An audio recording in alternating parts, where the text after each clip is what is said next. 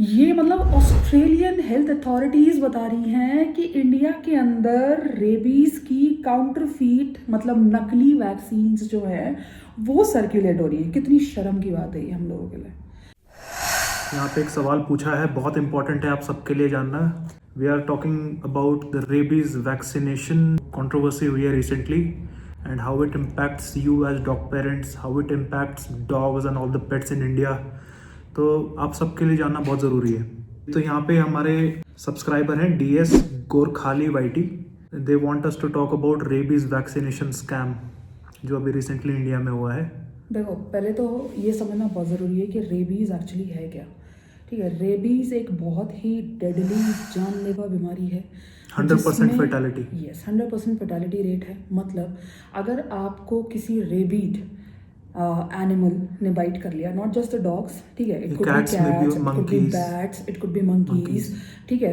तो अगर ऐसे किसी भी एनिमल ने बाइट कर लिया और आपने अगर प्रिकॉशनरी रेबीज़ वैक्सीन नहीं ले रखी है, उसके बाद जाके आपने अपनी ट्रीटमेंट नहीं करवाई विद इन टाइम लिमिट, पहली वैक्सीनेशन 24 घंटे के अंदर लग जानी चाहिए। ये भी एक रूल होता है ना, राइट। नहीं ले रखा तो देयर आर चांसेस कि आप नहीं बचोगे। ठीक है, 100% फर्टिलिटी रेट का मतलब यही होता है।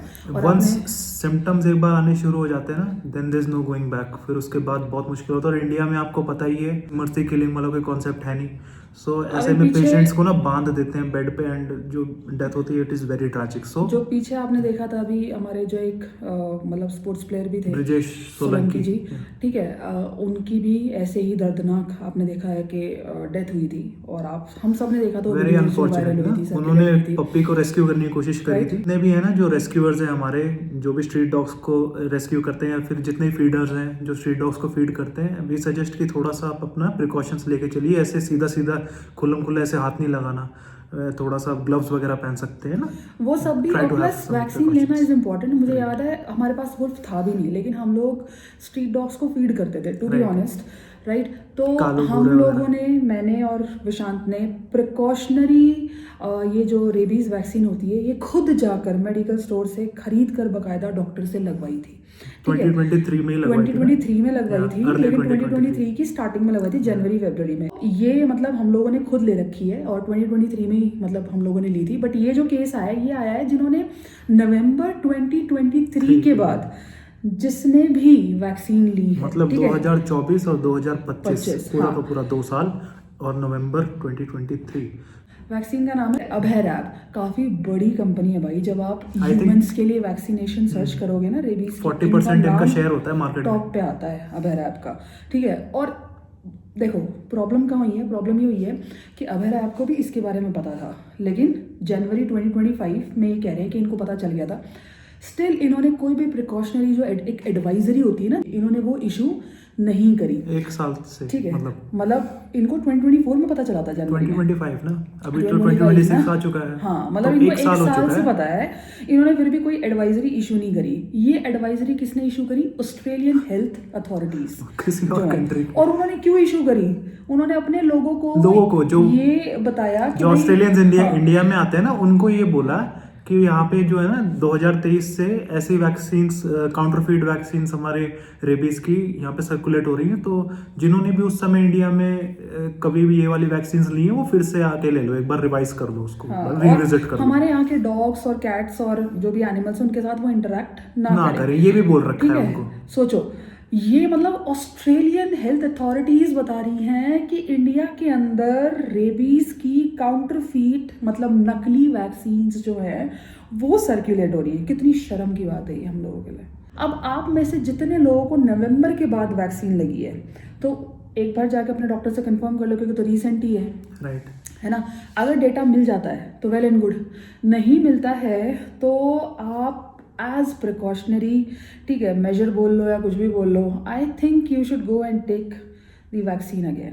ठीक है, आप एक बार अपने डॉक्टर से बात कीजिए, कंसल्ट करो। लेकिन फिर भी वही है ना, देख लो, अगर आपको डेटा मिल जाता है वेल एंड गुड, नहीं मिलता है तो आपको देखना है कि जिस डॉग ने बाइट किया था, जो भी हुआ था, वो कहते हैं ना कि जब डॉग बाइट करता है तो 1 महीने तक उस डॉग के ऊपर भी नजर रखनी होती है।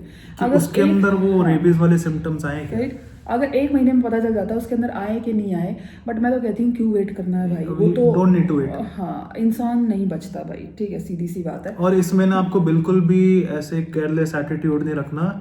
अगर आपको स्क्रैच लगाया है किसी स्ट्रेंज डॉग ने, स्ट्रीट डॉग ने, या फिर किसी कैट ने, मंकी ने, बैट ने, किसी ने भी स्क्रैच लगाया या फिर सलाइवा लगाया है या फिर आपके वुंड को चाटा है।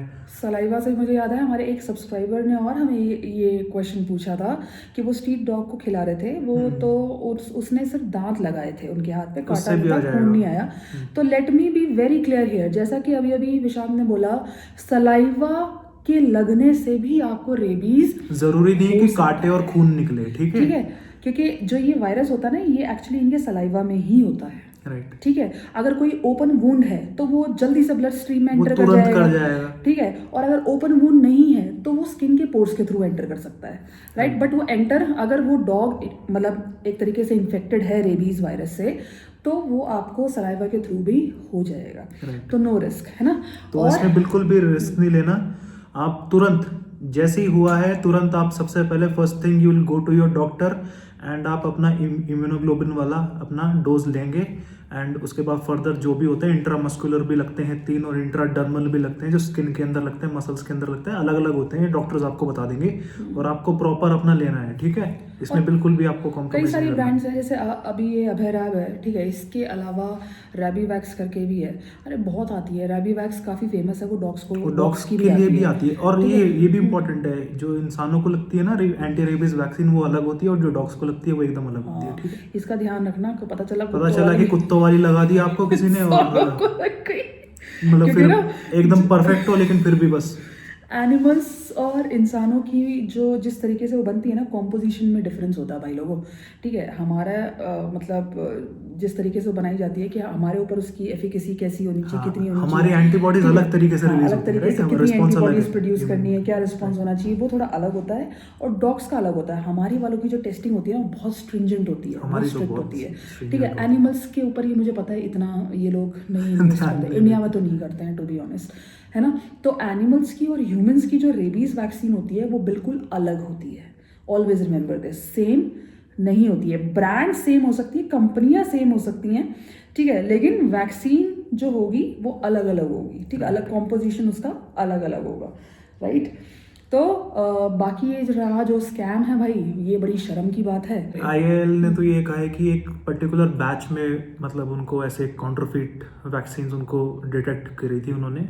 मतलब इट वाजंट लाइक कि हर एक बैच में थी, बस एक ही पर्टिकुलर बैच में थी, जिसको उन लोगों ने राइट मेजर्स उन्होंने टाइमली ले लिए थे। बात ये है कि अगर ले लिए थे तो लोगों को प्रिकॉशनरी जो एडवाइजरी हाँ, है, बस यहाँ पे थोड़ी सी हमसे चूक हो गई। मतलब हमारे थोड़ा सा आईएएल को ना पहले से थोड़ा सही तरीके से पहले खुद ही मतलब अपने एंड से दूसरा हुआ क्या है, आपने देखा होगा न्यूज में दिखा रहे हैं कि वो जो पूरा का पूरा लॉट था उसमें जो बैच नंबर था, ठीक है, दैट वाज करेक्ट, है ना, पैकेजिंग वगैरह सब सही थी। जो वैक्सीन अंदर जो डली थी ना, वो काउंटरफीट थी। अब कैसे पता लगा लिया इन्होंने बैच देखकर काउंटरफीट? मुझे तो अभी तक ये भी समझ में नहीं आया।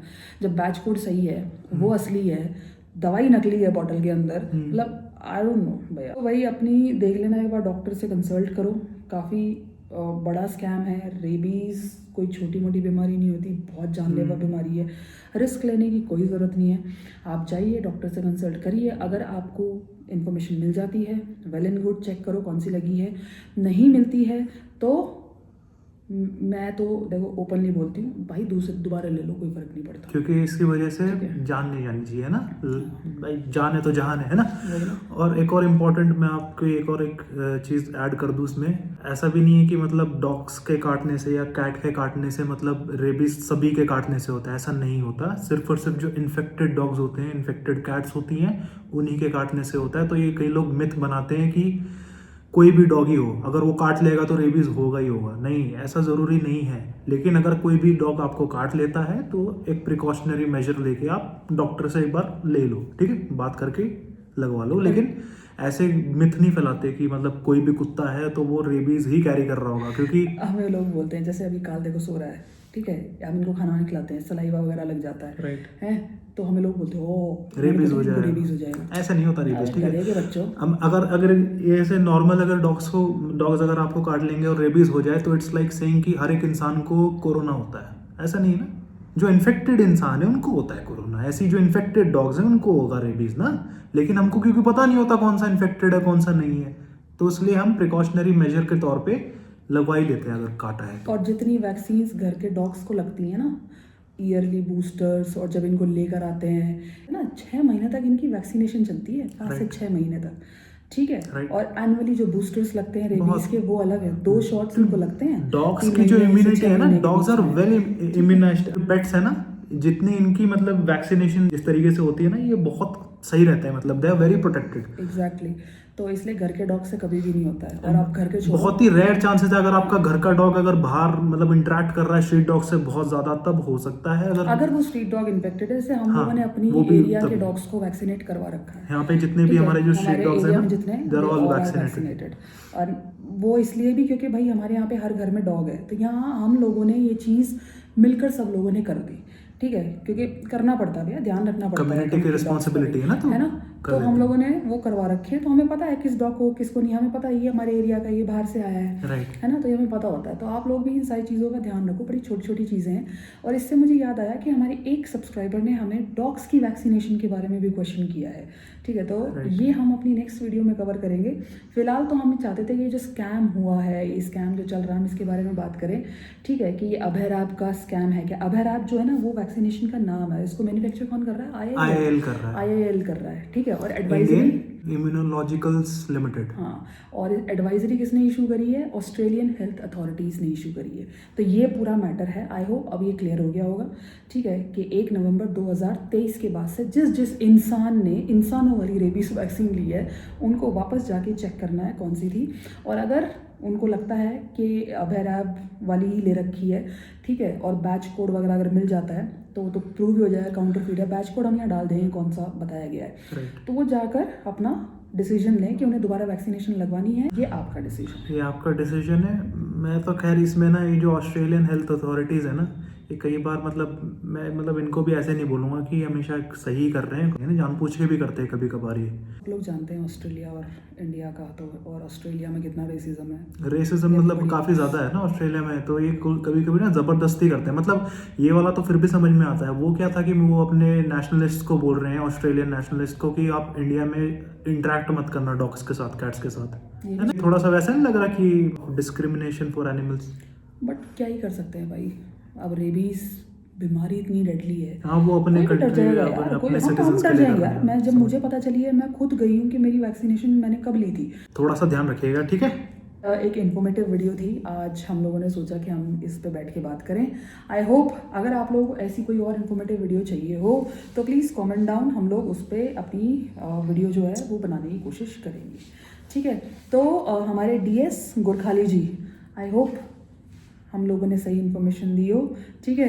सॉरी थोड़ा डिले हो गया, आपको दोबारा कमेंट करना पड़ा, ठीक है, थोड़े बिजी हो जाते हैं भाई, बट कोई बात नहीं। I hope this answers your question.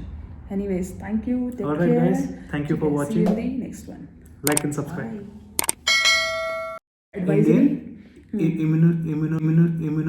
Immunologicals.